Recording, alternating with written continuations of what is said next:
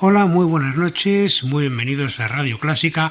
Os habla el Capitán Tellez, finalmente repuesto, siquiera parcialmente, de sus conocidas afecciones respiratorias, y aquí está de nuevo junto a su fiel marmitón Morrillas para hacerse ahora mismo a la mar oceana y recorrer incansable el horizonte inmenso e infinito de la música. Aquí comienzan, dicho en otros términos, los 120 minutos más intensos de la radiodifusión española, porque a partir de este instante levanta su ancla Música Reservata.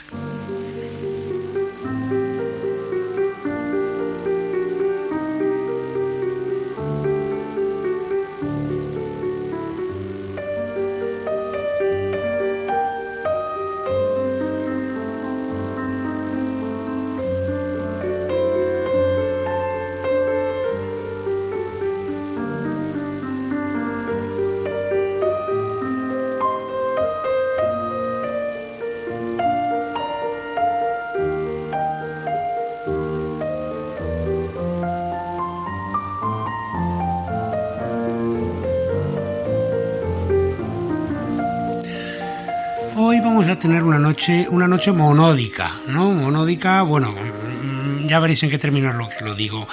Monódica en el sentido de la melodía pura, exenta, sin mezcla de armonía alguna, va a ocupar los extremos y los extremos y casi también el centro de nuestro tiempo. No es la primera vez que hacemos una cosa así, pero sí es la primera vez que el programa va a ser presentado y despedido no ya por piezas para una voz sola, sino por genuinas melodías instrumentales. Al comienzo, Charles Koechlin, muerto en 1950 con 83 años en Var. Este hombre es una de las figuras más injustamente tratadas por la posteridad en toda la música francesa reciente. Charles Koechlin era ingeniero antes que músico. Empezó a estudiar música ya con 20 y bastantes años. Era libre pensador, fue alumno de André Guedalge, de Fauré sobre todo. Fue un verdadero erudito, era fotógrafo, sabía muchísimas cosas y era un hombre de una formación científica muy sólida que, claro, hacía que sus opiniones estéticas estuvieran siempre muy bien fundadas y que, claro, también y por la misma razón fuese totalmente impermeable a todos los asuntos de las modas. Lo que unido con el hecho mucho más gordo todavía de ser militante comunista, ¿verdad? Pues claro, esto ha redundado considerablemente en su marginación y más pues en los días que corren, ¿no? Pese a que en su música, pues de una manera, claro, asumida con una cierta forma de diatonismo, pero cabe todo, cabe hasta la politonalidad, cabe la polimodalidad. De su abundante música de cámara, pródiga en obras dedicadas a instrumentos de viento, él mismo empleaba con sus alumnos un ejercicio, ¿y qué alumnos? Milhaud, Poulenc, Henri Sauguet, en fin, pues empleaba un ejercicio que él decía que era muy importante y efectivamente de verdad. Y la preocupación central de la obra, claro, al ser obra con texto, una obra, pues es la de servir, tiene lógicamente pues una componente no tanto argumental como metafórica, ¿no? ¿Cuál es esa preocupación central? Pues la de servir de espejo, como el título dice, que además está tomado de uno de los versos que se cantan, servir de espejo a esas palabras del poema que a su vez son un espejo que habla del espejo de la existencia, que se refleja sobre sí misma y que, pues están también contenidos ocasionalmente en forma especular o construidos en forma especular o bien con forma de anáfora. El primer lead es una, y además lleva ese título, anáfora, porque hay una parte que se repite varias veces, ¿no? Un verso que se repite. En fin, la manera muy sensitiva de moldear la línea vocal sobre la prosodia, que es silábica, me parece que no hay una sola vez que no sea silábica. Hay algo del despojamiento de Weber, por supuesto, pero también hay ecos lejanos de otros mundos que no tienen nada que ver y que son perceptibles. El aspecto más experimental en ocasiones es el de Debussy. El acompañamiento de una liviandad, de una transparencia admirables, lo que no le impide ocasionalmente pues salir de su función de envolver, de comentar, de anticipar, de recapitular la voz para ilustrar algún pasaje concreto, hacer alguna ilustración, como pasa con el penúltimo lead. Se titula La vista del Capitolio desde la Biblioteca del Congreso, y en que se llega a escuchar de una manera lejanísima y fantasmática una cosa que es un compás, pero que trae un eco lejano de una banda de esas politonales de Charles Ives. Entonces, claro, se junta así Ives con Debussy, pero con otras cosas. También el más aforístico Schoenberg, también una textura armónica en la que hay instantes que son paratonales o que parece que aquello va a resolver en una tonalidad, hasta otros que son claramente dodecafónicos. En general, dentro de un atonalismo libre, de una gran expresividad, de un extraordinario refinamiento, en fin. En conjunto, esta obra, Un espejo en que habitar, posee por supuesto, cada pieza o cada lead se podría escuchar independientemente, pero yo creo que es mucho más bonito escucharlo en conjunto porque en su diversidad posee una coherencia que no es temática, porque no se repite el material, ni tampoco tímbrica, pero sí una coherencia de ambiente, la creación de un universo poético como en 6 facetas, podríamos decir, distintas pero complementarias, que merece ser escuchado en su integridad como lo que es, una especie de cantata, ¿verdad? Una cantata en miniatura para soprano y un grupo instrumental cuyo argumento poético, decía yo antes que no tiene un argumento, que hay una especie de metáfora. ¿Cuál es esa metáfora? Pues precisamente el de los 6 poemas, el cuarto de los 6 poemas, que es el que le da título a la obra, ¿no? Y que habla de qué, pues de la naturaleza insondable y amenazante de lo vulgar, de lo cotidiano. Transcribo rápidamente el texto de ese poema. La luna en el espejo del despacho mira desde 1.000.000 de millas y quizá con orgullo, quizá de sí misma, pero jamás ha sonreído. A lo lejos y desde más allá del sueño, o quizá duerma durante el día, a bordo del universo desierto, lo enviará al infierno y hallará un charco o un espejo en que habitar.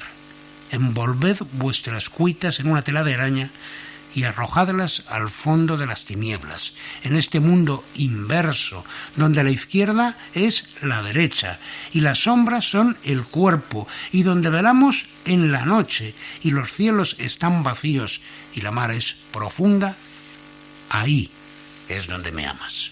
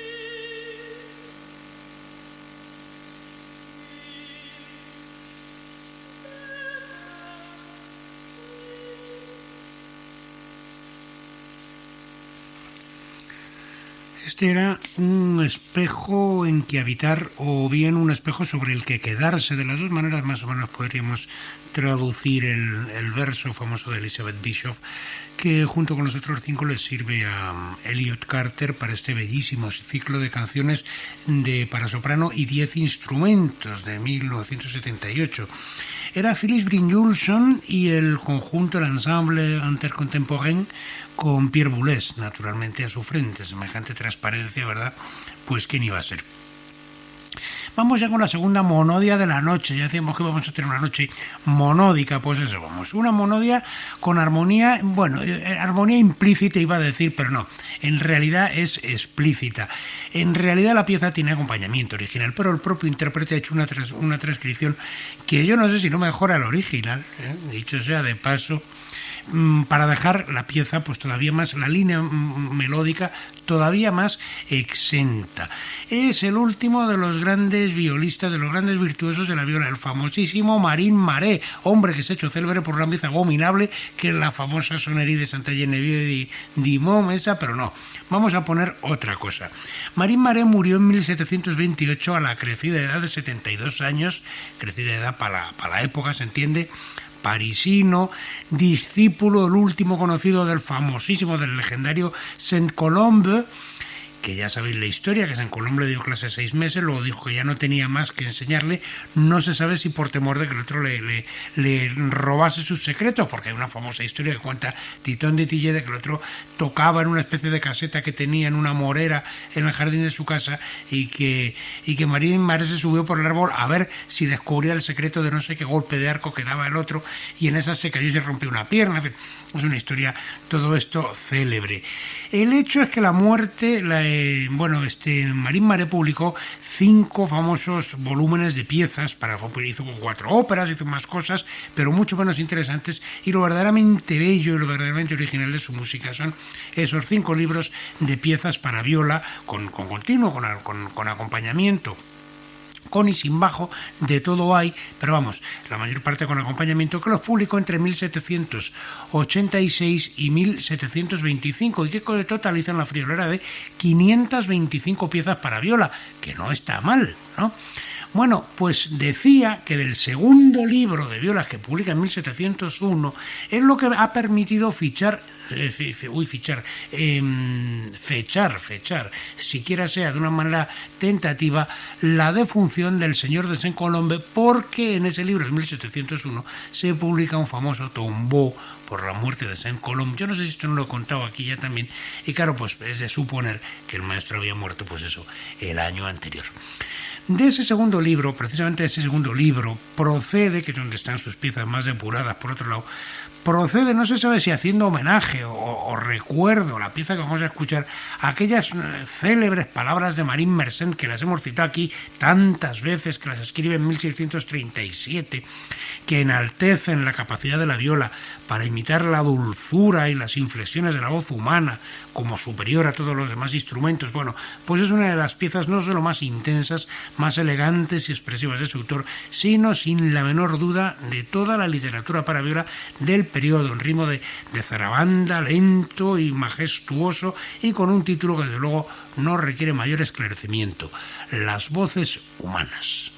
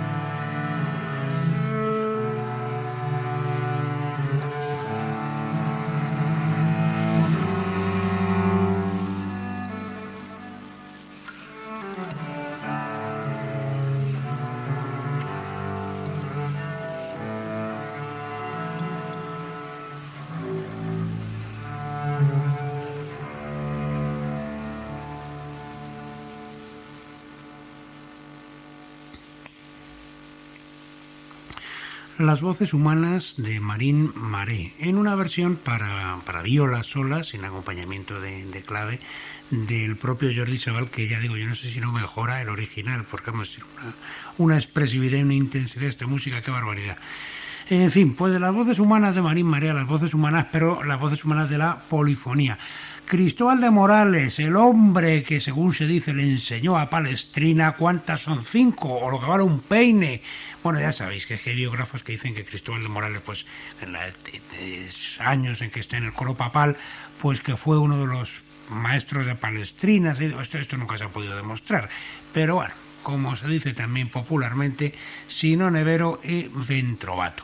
Ya sabéis que la semana pasada pusimos aquí bajo el acápite de 2 Mouton por el precio de 1, pues pusimos una pieza de Jean Mouton y del laudista, luego del siglo siguiente, de Jean Mouton, precisamente llevamos un motete maravilloso, pues sobre otro motete de Jean Mouton escribió Morales pues una misa bellísima, sobre un motete que se llama, por cierto, vamos, que está hecho sobre el texto Curamus cum pastoribus.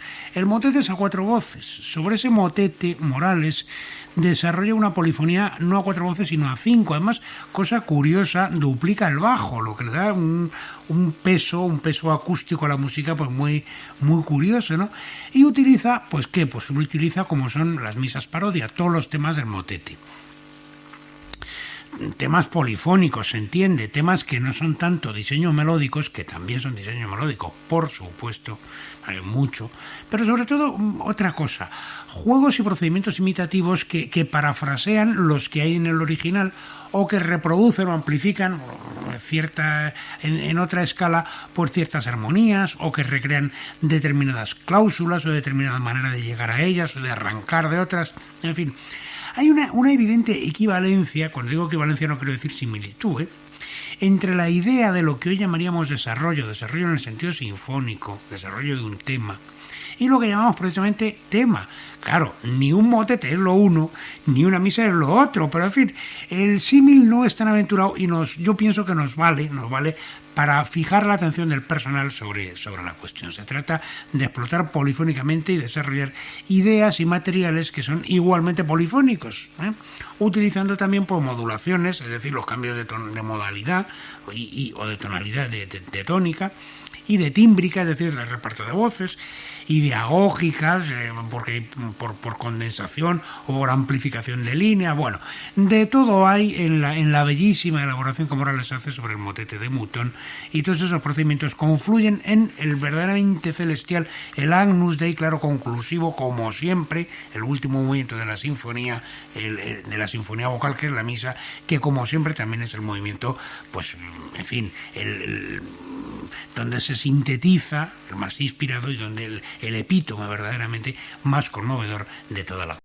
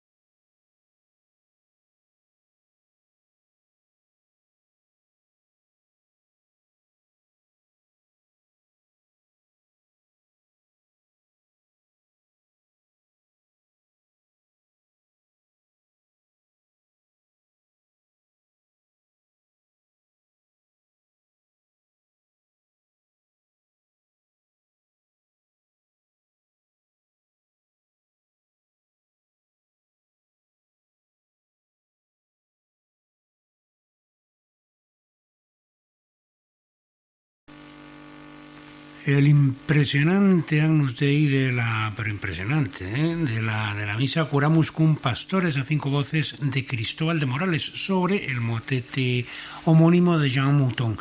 La versión era del coro de la Catedral de Westminster, dirigido por James O'Donnell, una versión un poco victoriana si se quiere, pero bueno, que es una hermosura, ¿no? Derrama música por todas partes esto, aunque no esté hecho ni con instrumentos orinales, ni con voces orinales, ni nada. Bueno, de las voces humanas por partida ya múltiples, nos vamos a ir a las voces multiplicadas del órgano. Música de este siglo, música anterior en 4 décadas y pico a la de Elliot Carter, pero música pues mucho más áspera de oír, ¿no? Con unas, mucho más, no voy a decir estridente, porque no es eso tampoco, porque además el órgano como claro, con esa especie de ensalada de duplicaciones, de octavas, de quintas y de terceras que tiene, pues hay siempre ahí una especie de mousse, ¿verdad? Sonora que nunca acaba de ser estridente, claro, pero bueno, una especie de acolchamiento general de esa inmensa prótesis, como maravillosamente la describió en cierta ocasión, me parece que fue Ligeti. Bueno, vamos a lo que vamos, que es oír música de órgano de nuestro siglo, y ya digo que música de más áspera audición. Yo me atrevería a decir que la de más áspera audición de toda la noche, pese a que curiosamente dentro de la música de este siglo es la que está más alejada. ¿Por qué razón? Pues por una razón muy sencilla, porque, por ejemplo, la obra de Elliot Carter. Pues la obra de Elliot Carter es mucho más reciente, pero como a ella es una música muy posterior al proceso de liberación del cromatismo, es decir, de liberación de la disonancia, pues resulta paradójicamente que la música de Elliot Carter, como pasa con la música de Webern, que hemos escuchado estos días, o la de la pícola, en esa música ya no hay disonancias, porque tampoco hay consonancias, es otra cosa diferente, entonces no suena tan dura de audición como el caso presente, que es de Darius Milhaud y del año 31, su única gran obra para órgano, la sonata, que es una obra sensacional, pero que precisamente esa especie de rudeza que tiene ha hecho que curiosamente sea una de sus obras menos divulgadas. Si os digo que hace 2 años y medio que no se ponía en Radio Clásica, ¿me creéis? Pues he estado consultando, las estadísticas de repertorio y es exactamente como os digo, lo que da idea de que es una de esas obras pues que cuesta un poco entrar en ellas y sin embargo pues es fascinante y maravillosa. ¿Por qué? Pues porque es una obra claramente politonal y la música politonal para un órgano, claro, crea una serie de armónicos por ahí que la hace, pues eso, mucho más áspera de audición que si fuese una obra francamente atonal. El primero y el tercero es una obra en 3 tiempos, 2 movimientos rápidos, además en estilo muy de toccata, con muy motrices, ¿no? Con un ritmo así muy marcado, tal. El primer y tercer movimiento, sobre todo el primero, claro, que es el que lleva, digamos, el peso y que más tiene un ritmo inexorable, que no en ningún momento se frena. ¿A quién están remitiendo? Pues están remitiendo ni más ni menos que a Bach, porque es como una invención, a varias voces sobre una célula que es melódica y que es rítmica, que está toda ella tejida de contrapuntos, que va pasando de unas voces a otras, pero politonalmente, no ya bitonalmente, una bitonalidad a distancia de tritonos, sino politonalmente, en algún momento entra otra tonalidad más por allí. Entonces, claro, el resultado es que la escucha es curiosamente áspera, es como si mirásemos el equivalente de la politonalidad, es exactamente en pintura el cubismo.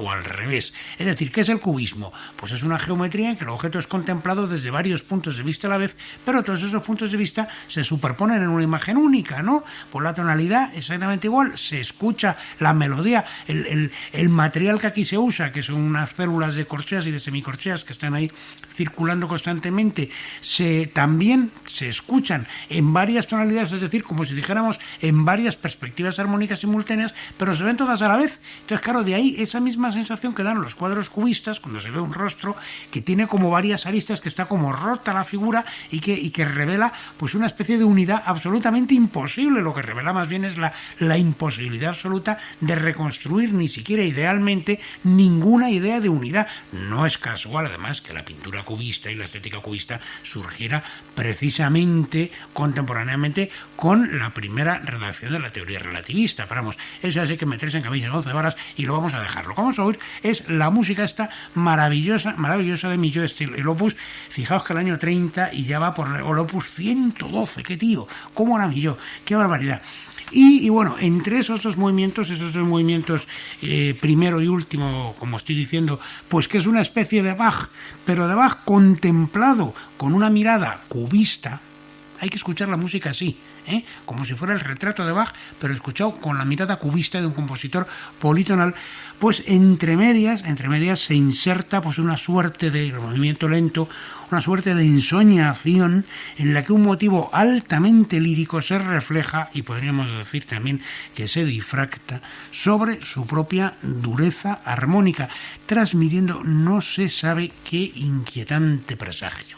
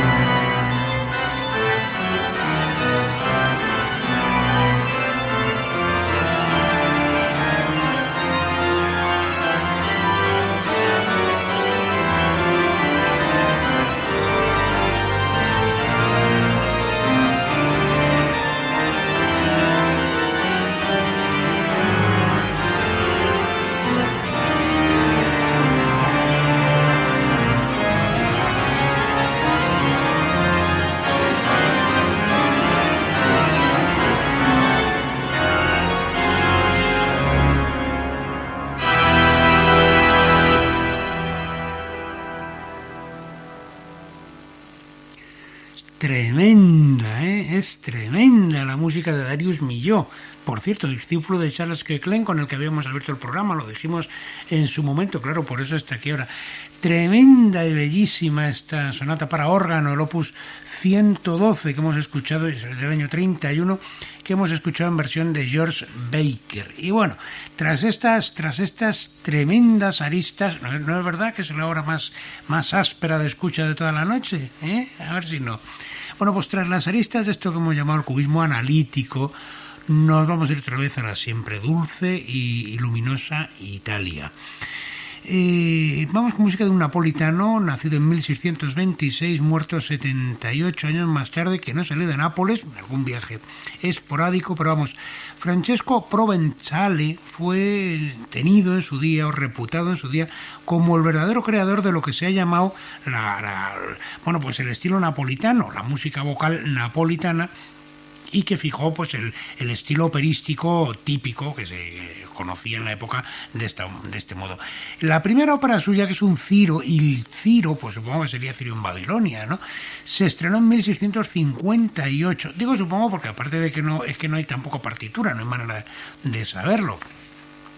Se estrenó en una fecha tan temprana como 1658 y al año siguiente ya se estaba dando en Venecia, con unas áreas de inserción que le había hecho nada menos que Francesco Cavalli, lo que da idea pues de la importancia que la cosa debía de tener.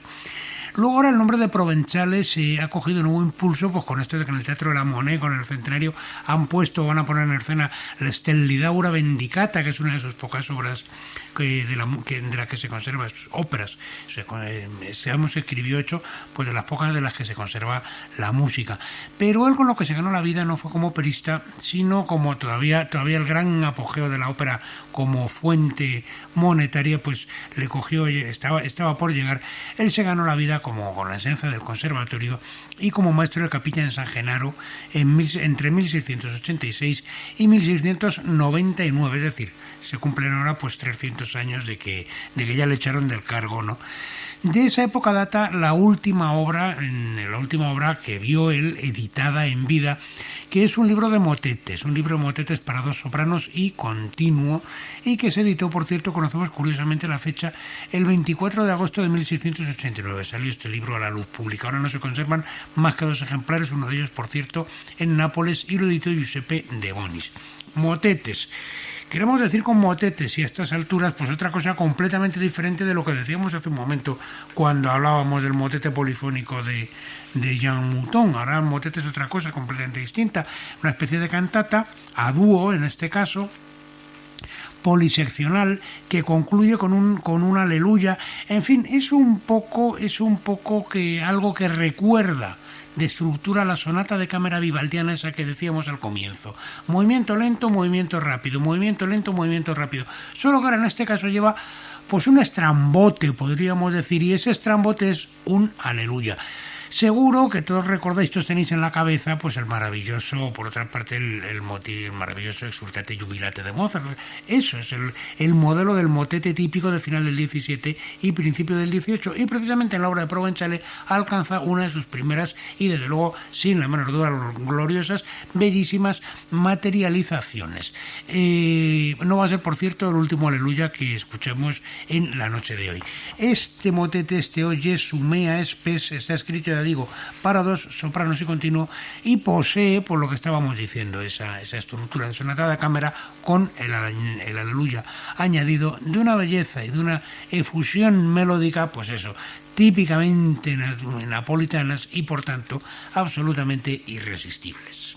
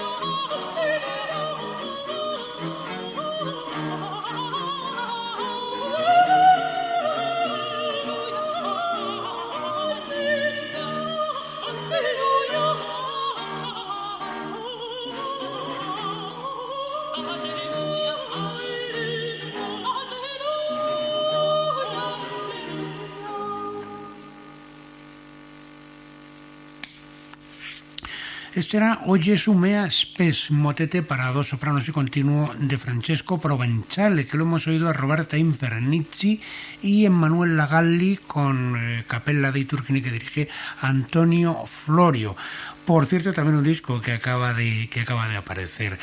Y vamos con otra cosa, ya casi al final de la noche, vamos a regresar con la música de nuestro tiempo, pero ahora curiosamente va a ser la música más reciente, más cercana cronológicamente, quiero decir, la más bien sonante también, ¿eh? Y también la música que tiene algo más de ancestral, en el sentido de que es música pues sin desarrollo, música que está hecha de colores, de volúmenes, de texturas, de diseños breves, un diseño breve que gira, que regresa incesantemente sobre sí mismos y que la idea del tiempo, el tiempo como transcurso, se disuelve en la ortogonalidad que sobre cada uno de sus puntos dilata infinitamente el plano de la eternidad que la atraviesa. Quiero decir que el tiempo tiene tres dimensiones. El transcurso, lo que percibimos nosotros como el tiempo del reloj, la duración. Luego, el plano de la eternidad en que ese transcurso se refleja de manera infinita. Este momento, en este instante en que yo os estoy diciendo estas palabras, se repite infinitas veces, pero siempre con algo que se altera o que se modifica, los universos paralelos de la posibilidad, que es la tercera dimensión del tiempo. Entonces, si le añadimos las 3 del espacio, lo que nosotros percibimos es, bueno, pues la sección de un sólido de 6 dimensiones y sección en 3 dimensiones que nosotros percibimos como espacio y como una cosa que nebulosamente solamente podemos medir. Bueno, dicho en otros términos, que vamos a ver música de Toru Takemitsu, porque no se puede uno estar aquí yéndose por esos universos duplicados, no vaya a ser que en una de esas caigamos en un universo paralelo y no os pueda presentar la obra que ahora viene y que yo creo que estaréis mucho más satisfechos escuchándola que si me voy a un universo paralelo de esos en los que sabe Dios qué puede pasar. Es una obra de 1982, perteneciente como la anterior que escuchamos aquí, que era Orión y las Pléyades, seguro que alguno os acordáis, perteneciente al ciclo de composiciones de inspiración cósmica, ¿verdad? Esta concretamente, que además es muy breve, son 7 minutos, se llama Estrella Isla, ¿vale? Un título bonito, título lleno de sugestión poética como de un realismo, pues por otra parte paradójico. Es quizá la composición más simple, más transparente de Takemitsu. No hay otra cosa sino, como decía antes, un diseño único, la isla estrella, que da título a la obra, un diseño único que retorna una vez y otra. Pues es como una obra de Debussy, vaya, retorna con diferentes armonías y con coloraciones orquestales cambiantes y que, como siempre, ni avanza, ni retrocede, ni progresa, sino que se diría que está ahí congelada en la eternidad, explorando, como estábamos diciendo, las múltiples posibilidades tímbricas, etcétera, que los infinitos universos paralelos de la música, los infinitos planos ortogonales de la duración y de la eternidad despliegan en el paralelepípedo del tiempo.